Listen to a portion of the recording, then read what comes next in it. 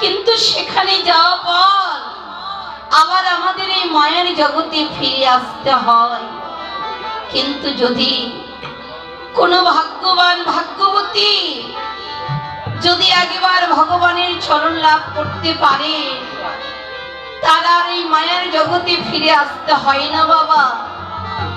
ইহকাল জনমের মতো পেয়ে যায় ওই গৌর গোবিন্দের সঙ্গ।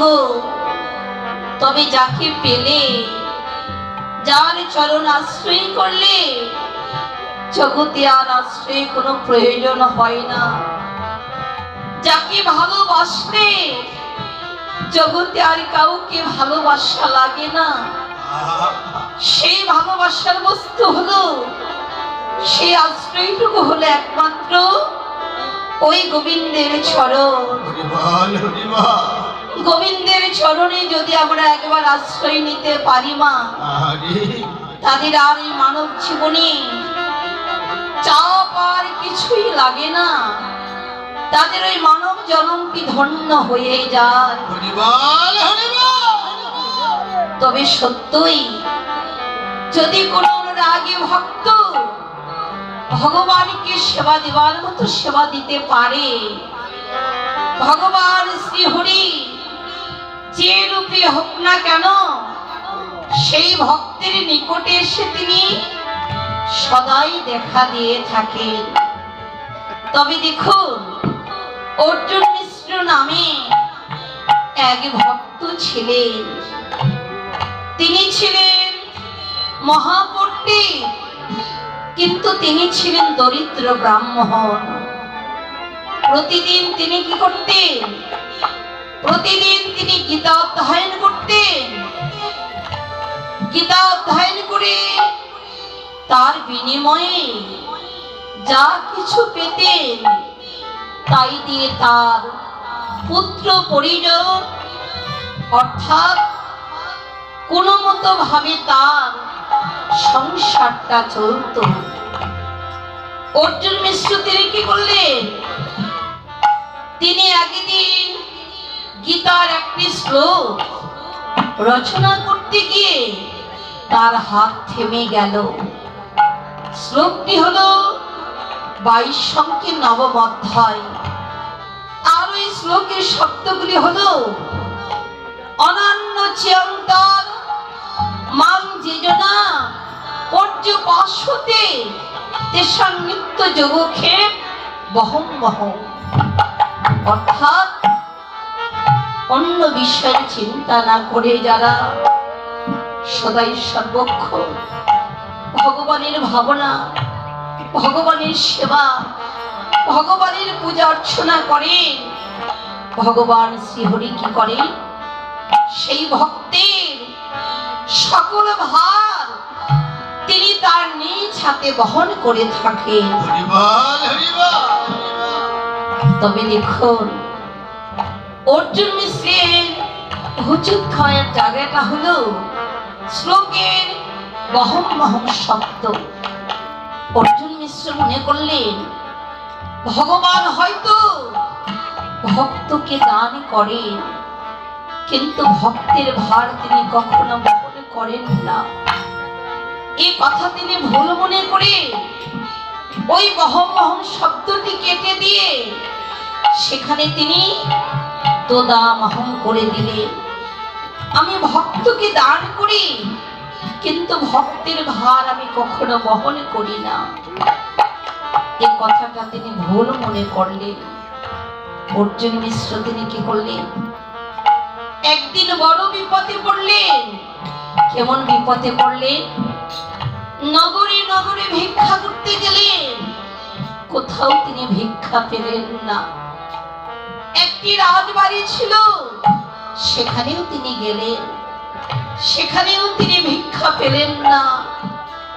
ওই পথের পাশে ছিল একটি ছায়াময় গাছ। গাছের নিচে বসে ভক্তি সহকারে ভগবান শ্রীহরিকে তিনি ডাকতে লাগলেন। আস্তে আস্তে তার নয়নে ঘুম এসে গেল। গভীর ঘুমে তিনি আচ্ছন্ন হয়ে পড়লেন। ঘুমিয়ে আছে, হঠাৎ জেগে দেখে সন্ধ্যা হয়ে গেছে। অর্জুন মিশ্র বললেন, ইস, আজ আমি ঘুমিয়ে পড়েছি, কিন্তু এই শূন্য ভিক্ষা পাত্রটি নিয়ে আজ আমি কেমন করে গৃহে যাব? গৃহে যাবার 5-6 জন পোষ্য রয়েছে, তারা যে অনাহারে রয়েছে, তারা যে অভুক্ত রয়েছে, তাদের মলিন বদন তার চোখের সামনে ভেসে উঠল। অবশেষে ওই শূন্য ভিক্ষা পাত্রটি নিয়ে অগ্নি চিত্রে তিনি তার গৃহে ফিরলেন।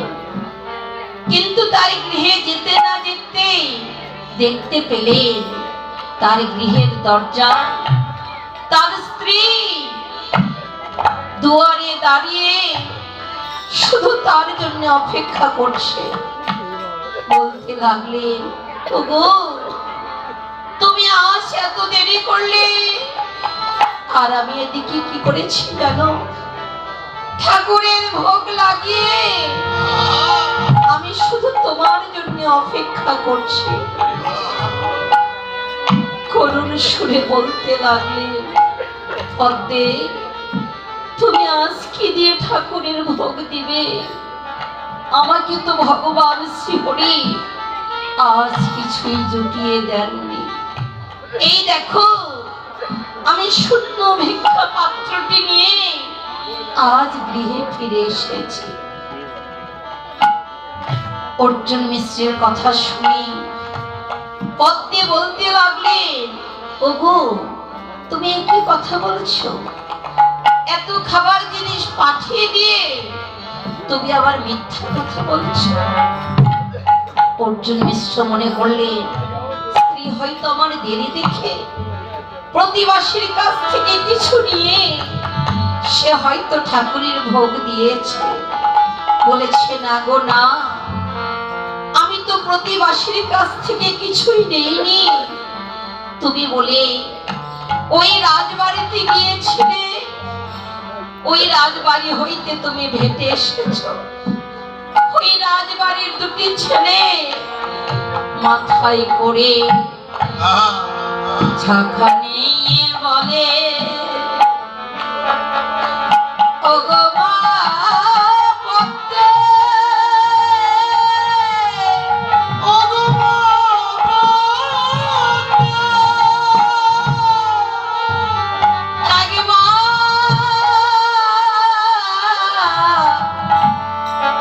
ধরো ধরো,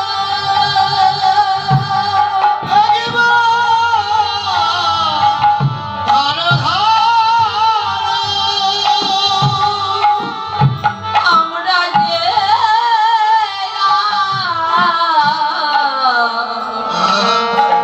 ভারী ভার বইতে পারি না, বইতে পারি না। ওরা কি করে জানো? এক বোঝা এনে রাখে, আবার দৌড়ে গিয়ে আর এক বোঝা এনে রাখে। বহু খাদ্য দ্রব্য দিয়ে আমাদের ঘরটা একেবারে ভর্তি করে দিয়ে গেছে। কিন্তু জানো, ওই বালক দুটি যখন আমাকে মা মা বলে ডেকেছিল, ওদের ডাক শোনা মাত্রই আমার এই তাপিত প্রাণটা যেন শীতল হয়ে গেল। কিন্তু আমি দেখলাম ওই বালক দুটির বক্ষ হইতে রক্ত ঝরে ঝরে পড়ছে। আমি ওদেরকে জিজ্ঞাসা করলাম, বাবা, তোমাদের বক্ষ হইতে অমন করে রক্ত ঝরে পড়ছে কেন বলো? ওরা আমায় কি বললো জানো? ওরা বলল, ওরা ভারী ভার বইতে পারে না বলে তুমি বলে তাদেরকে ধরে মেরেছো। আমার মনে হয় অভাবে কষ্টে তোমার মাথা খারাপ হয়ে গেছে। কেননা তুমি একটি পিঁপড়াকে পর্যন্ত আঘাত করো না, আর এমন সুন্দর বালক দুটিকে তুমি মারলে, আবার তুমি তাদেরকে দিয়ে ভার বহন করলে। তুমি বড়ই নিষ্ঠুর, তোমার অন্তরে দয়া মায়া আর কিছুই নেই। পদ্মের কথা শুনে অর্জুন মিশ্র বলেছে, ওগো পদ্মে, তুমি কি ওই বালক দুটিকে জিজ্ঞাসা করেছিল ওদের বাড়ি কোথায়? বলেছে, হ্যাঁ গো, আমি তাও করেছিলাম। আমি যখন ওদেরকে জিজ্ঞাসা করলাম তোমাদের বাড়ি কোথায়, ওরা আমায় কি বললো জানো? ওদের বাড়ি নাকি ওই গোয়াল পাড়ায়। একজনের রং শ্যামলা, আর একজনের রং খুব ফর্সা।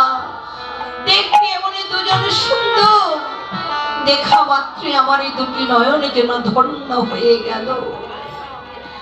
পদ্মের কথা শুনে অর্জুন মিশ্র বুঝতে পারলেন, বলতে লাগলেন, ওগো পদ্মে, আমি আজ বুঝতে পেরেছি ওই বালক দুটি আর কেহই নহে, স্বয়ং কৃষ্ণের বলরাম। তারা বালক বেশ ধারণ করে তারাই আমার এই দেহের ভার বইতে এসেছে। পদ্মে, আজ হইতে তোমার ওই নয়ন ধন্য, তোমার ওই নারী জনম ধন্য। আর আমি হতভাগা বলে তাদের বদন পেলাম না দর্শন। পদ্মে, কেবল আমার ভাগ্যে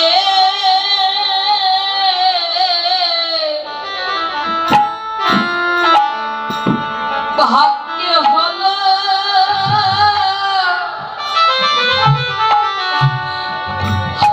না রে। ওগো পদ্মে,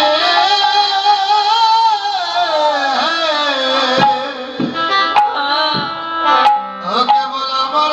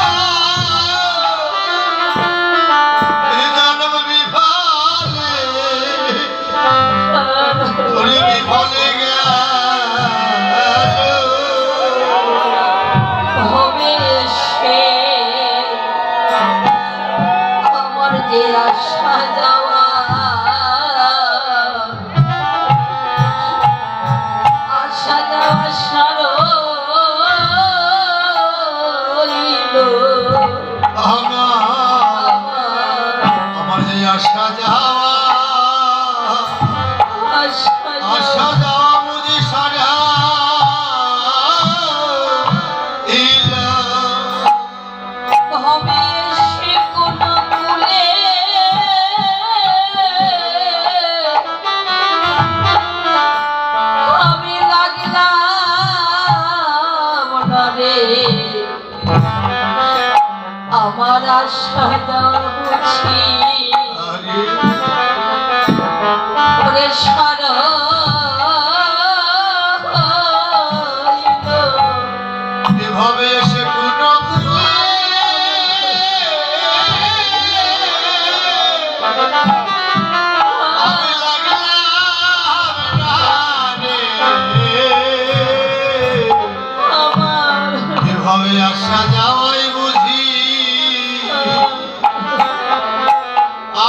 সারহা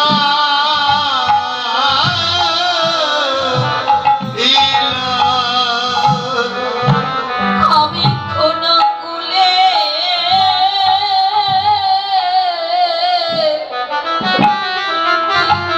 লাগলাম না রে,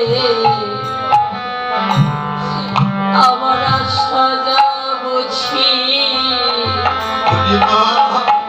ওরে সারাইলা। এভাবে সে গুলো গুলে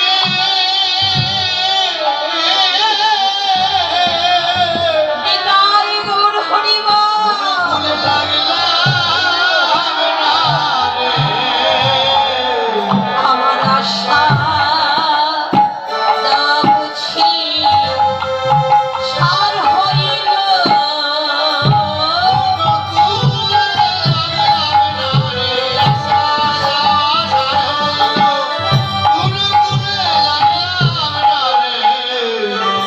আমার আশা যায় মধি ও মধি সারহা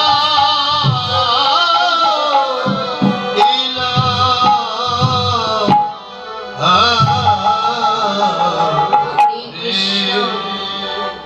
অর্জুন মিশ্র বললেন, ওগো পদ্মে, সারা জীবন ধরে একসঙ্গে সঙ্গ করলাম, তুমি স্বয়ং কৃষ্ণ আর বলরামের দেখা পেলে, আর আমার ভাগ্যে তাদের বদনটি দর্শন হলো না পদ্মে।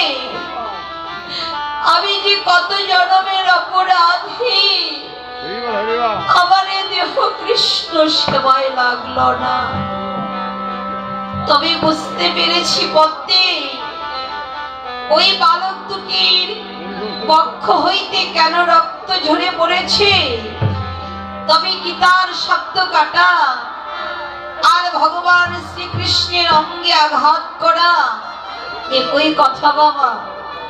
অর্জুন মিশ্র তার নিজের ভুল বুঝতে পেরে তিনি হা কৃষ্ণ বলে কাঁদতে কাঁদতে ওই গীতাটি খুলে আবার যেখানে ছিল দোদামহম শব্দ, সেই শব্দটি কেটে দিয়ে সেখানে তিনি আবার বহম বহম করে দিলেন। তবে সত্যই বাবা, যদি কোনো অনুরাগী ভক্ত ভগবানকে সেবা দেবার মতো সেবা দিতে পারে, ভগবান যে রূপে হোক না কেন, সেই ভক্তের সকল ভার তিনি তার নিজ হাতে বহন করে থাকেন।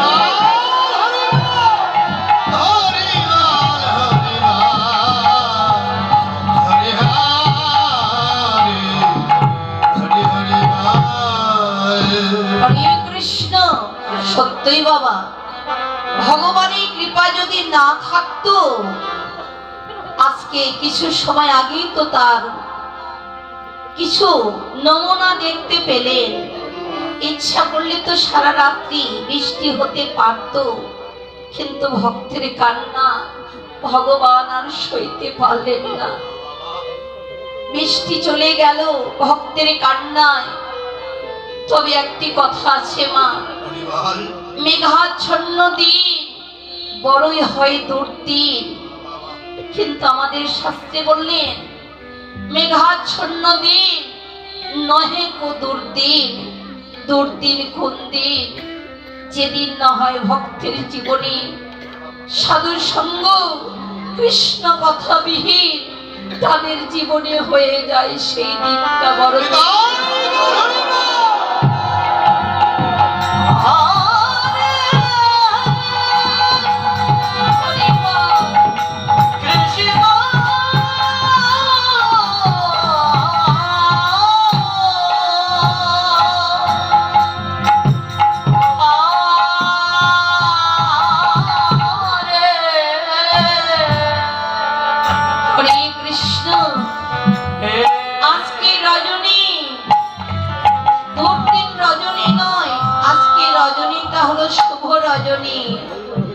আজকে কত সুন্দর ভক্তের আগমন হয়েছে। তবে শুনেছি ভক্তেরই কৃপা ছাড়া বৈষ্ণবের কৃপা ছাড়া ভগবানের কৃপা কখনো হয় না। তবে হে সাধুগুরু বৈষ্ণবগণ, যারা এই মহতি যজ্ঞ করেছেন, সেই যজ্ঞের কমিটি ভক্তবৃন্দদের প্রাণ খুলে তাদেরকে আশীর্বাদ করে যাবেন। তারা যেন এমন করে প্রতি বৎসরে সকলে মিলিত হয়ে এই মহতি যজ্ঞ করতে পারেন, যজ্ঞের মাঝে দিয়ে একটু ভক্তের সেবা দিতে পারেন। আর এমন করে বৈষ্ণব সঙ্গ করিতে করিতে বৈষ্ণবের কৃপা বলে তারা যেন সত্য সত্য একদিন না একদিন ওই রাধা গোবিন্দের যুগল চরণটি যেন লাভ করে। হরি বল, হরি বল, হরি হরি হরি বল। হরে কৃষ্ণ জয় নিতাই। তবে হরে কৃষ্ণ, তাই নদীয়ার নাগরী বললেন সজনী রে, ওরে তেহি বলি গরারূপ অমিয় কথা, তেহি বলি গরারূপ অমিয় কথা, ডুবিল তরুণীর মন সাতা, ডুবিল তরুণীর মন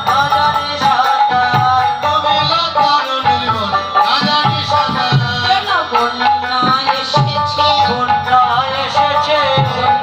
এসেছে, বন্যা এসেছে, আমার গৌর প্রেমের বন্যা এসেছে, গৌর প্রেমের বন্যা এসেছে, ডুবিল তরুণীর মন জানে সাতা, ডুবিল তরুণীর মন জানে সাতা। হরে কৃষ্ণ, তেহি বলি গরারু অমিয় পাথা, ডুবিল তরুণীর মন না জানে সাঁতার। যারা তরুণ তরুণী ছিল, যারা যুবক যুবতী ছিল, তাদের মনটা যেন ডুবে গেল। কোথায় ডুবলেন বাবা? গৌর প্রেম সাগরের মাঝে। আজকে কিন্তু সেই মেঘের বাড়ি ঝরছে না বাবা, গৌর প্রেমের বন্যা এসেছে। তবে ওই গৌর প্রেমের বন্যার মাঝে কারা ডুবলেন? যারা তরুণ তরুণী, যারা যুবক যুবতী ছিল, তাদের মনটা যেন ডুবে গেল। তবে আমরা যুবক বা যুবতী কাদেরকে বলি? যাদের 16 থেকে 18 বৎসর বয়স পূর্ণ হয়েছে, আমরা কিন্তু এই জগতে বাবা তাদেরকে যুবতী বলে থাকি। কিন্তু আমাদের তত্ত্বজ্ঞ বললেন না না, এই জগতে শুধু তারা যুবতী নয়, এই জগতের যুবতী কারা? বলেন তারাই তো যুবতী, তারাই তো যুবতী, তারাই তো যুবতী, তারাই তো যুবতী, গৌর সঙ্গে করে প্রীতি তারাই তো যুবতী, গৌর সঙ্গে করে প্রীতি তারাই তো যুবতী, গৌর সঙ্গে করে প্রীতি কাম কামনা বাসনা ভুলে,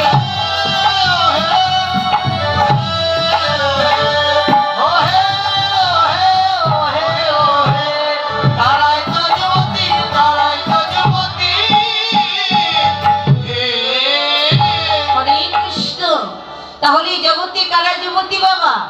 তারাই হলেন যুবতী যারা কাম কামনা বাসনা পরিত্যাগ করে নিত্য নিত্য আমার গৌরীর সঙ্গে করেন প্রীতি। প্রীতি অর্থাৎ কি বাবা? ভালোবাসা। কার সঙ্গে ভালোবাসা করতে হবে? গৌরের সঙ্গে। যারা কামনা বাসনা পরিত্যাগ করে নিত্য নিত্য আমার গৌরের সঙ্গে ভালোবাসা করেছেন, এই জগতে হলেন তারাই একমাত্র যুবতী বাবা। ওই যুবতীর মনটা যেন ডুবে গেল। কোথায় ডুবলেন? গৌর প্রেম সাগরের মাঝে। তবে দেখুন, গৌর প্রেম সাগরের মাঝে ডোবা আর আমাদের এই পার্থিব জগতের মাঝে ডোবা অনেক পার্থক্য রয়েছে। কেমন পার্থক্য বাবা? আমাদের বহির জগতের মাঝে যদি কেহ জলে পড়ে ডুবে যদি কেহ মারা যায়, তার ওই দেহ থেকে প্রাণ পাখি চলে গেলে ওই মৃতদেহটি আবার ভেসে উঠে। কিন্তু যদি কোনো ভাগ্যবান ভাগ্যবতী একেবারে যদি বদনে সাগরী প্রাণ গৌর বলে আমার গৌর ভাব সাগরের মাঝে ডুবে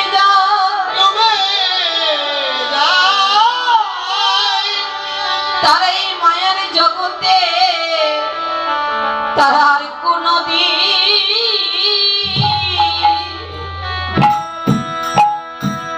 তারা ভাসে না রে।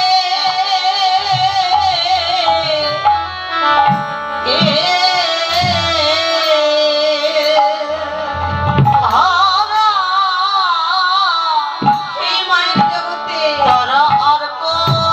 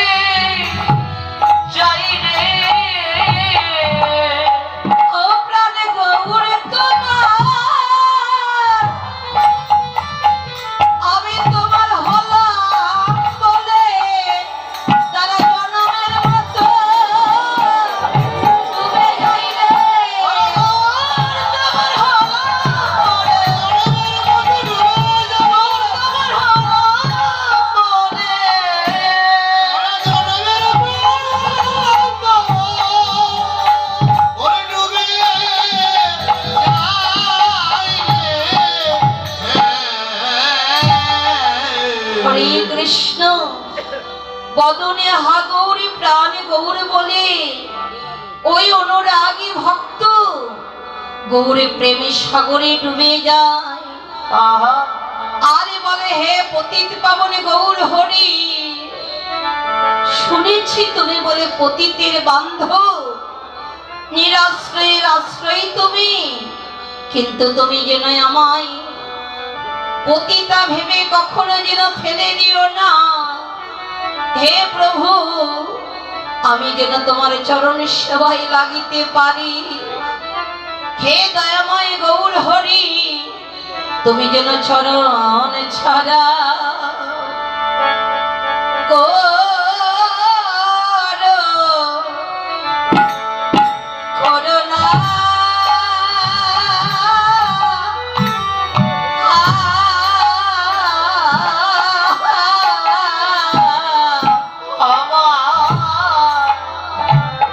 চরণ ছাড়া চরণ ছাড়া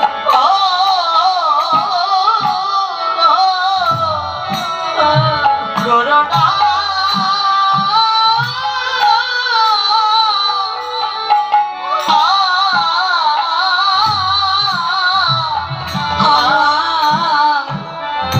তোমার ওই চরণে,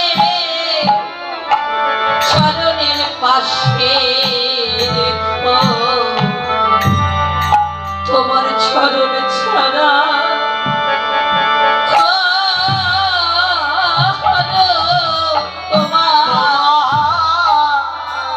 তোমার ওই চরণে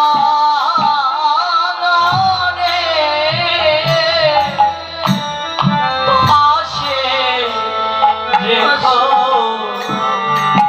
আমায় চরণ ছাড়া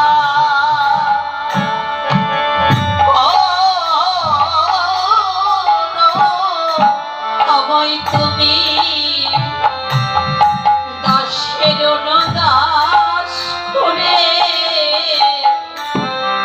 তোমার চরণে রেখো, আমায় আমায় চরণ ছাড়া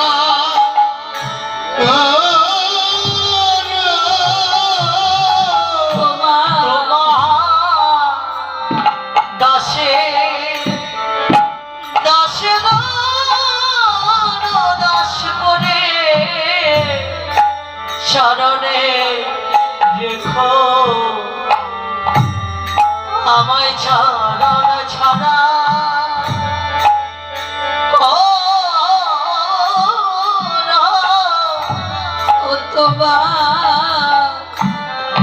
তোমার কৃত দাস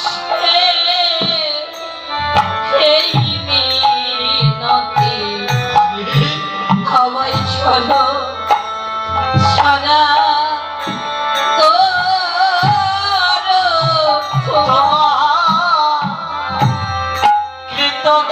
কৃতদাসে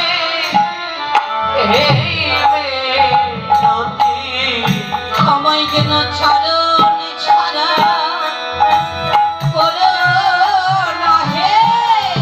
কৃতদাসের মিনতি চরণ ছাড়া করো না হে কৃতদাসের মিনতি চরণ ছাড়া করো না হে আর চরণ ছাড়া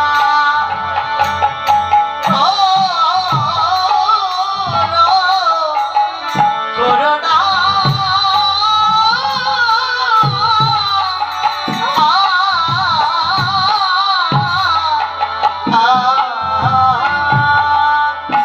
হরে কৃষ্ণ। সেই ভক্ত ইহকাল জনমের মতো ওই গৌর চরণ সেবায় লেগে যায়। তাই লীলার এক প্রান্তে দাঁড়িয়ে বাসুদেব ঘোষ বললেন, ওরে বাসুদেব ঘোষে কহে নবয়ন